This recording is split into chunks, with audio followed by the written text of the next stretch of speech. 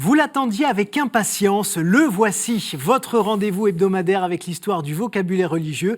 Et voici une locution qui peut paraître simple de prime abord, mais qui recèle plein de subtilités. Jugement dernier. Et si on le fait au moment de la Saint-Michel, c'est pour une raison très simple, et vous allez la comprendre dans quelques instants. Voici notre micro-trottoir, on revient tout de suite.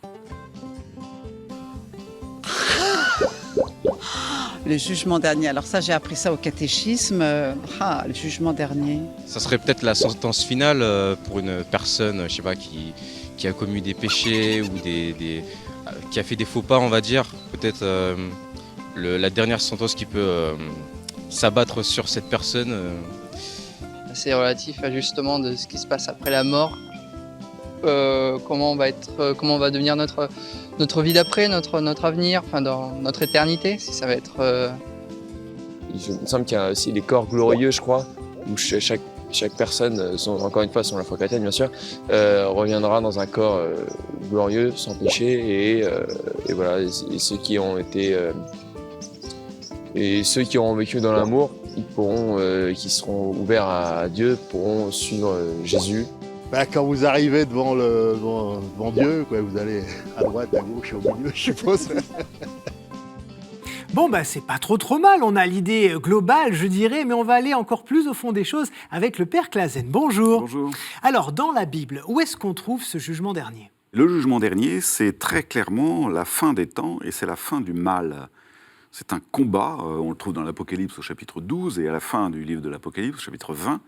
C'est un combat et c'est le combat final, c'est-à-dire ça marque la fin des temps. C'est le jugement dernier, à ne pas confondre avec le jugement particulier dont tous vos intervenants ont parlé. Ouais, on va effectivement y revenir un petit peu plus tard, mais alors ce jugement dernier, qu'est-ce qui est dit concrètement dans la Bible ? Comment ça fonctionne en fait ? Alors c'est l'archange Michel qui met à mal les forces du mal. C'est-à-dire il terrasse Satan, d'où l'iconographie très connue.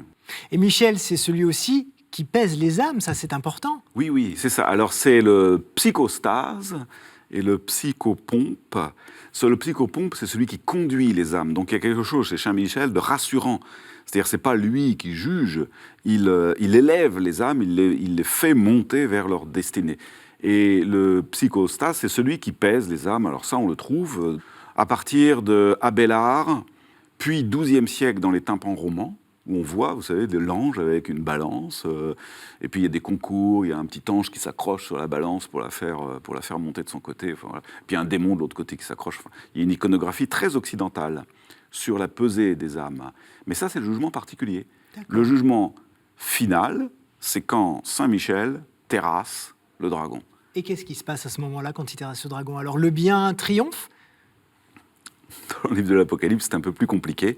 Parce qu'au chapitre 12, oui. Et ça revient au chapitre 20, où on nous dit que malgré ça, il est enchaîné. Et puis, il y a un moment où il est libéré, Satan, pour un règne de 1000 ans. Alors, tous les chiffres dans l'Apocalypse sont assez troublants, très codés. Et c'est seulement après ce règne de 1000 ans qu'enfin, il est définitivement vaincu. Et à ce moment-là apparaît la Jérusalem céleste, c'est-à-dire quand tous seront en Dieu. Quand tout et tous seront en Dieu. Mais ce règne des 1000 ans de Satan avant la fin des temps, avant le jugement dernier, c'est quelque chose qui a toujours beaucoup fait fantasmer les imaginaires. Ouais. Et est-ce qu'on doit avoir peur finalement du jugement dernier, vous, moi, les gens qui nous regardent ?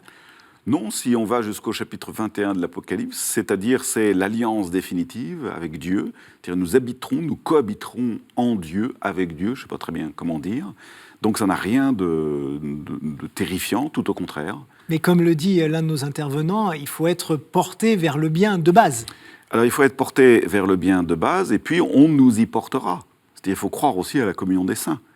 C'est-à-dire si nous n'avons pas été enclins au bien sur toutes les facettes de notre existence, d'autres nous aideront à le devenir. C'est la communion des saints. Donc il y a quand même une conversion qui est possible au moment du jugement dernier ? Bien avant, oui. Enfin, avant, après. Vous savez, dès qu'on est mort, Chronos n'est plus le même. Ouais. Mais en effet, c'est ça l'idée du purgatoire, c'est-à-dire les choses ne sont pas finies là, et on peut encore être édifié par les autres. Merci beaucoup, Père Clasen, pour toutes ces explications. Et voilà, les amis, j'espère que vous savez tout, ou presque, sur le jugement dernier. Merci d'avoir suivi cette émission, et puis je vous dis à la semaine prochaine. Ciao.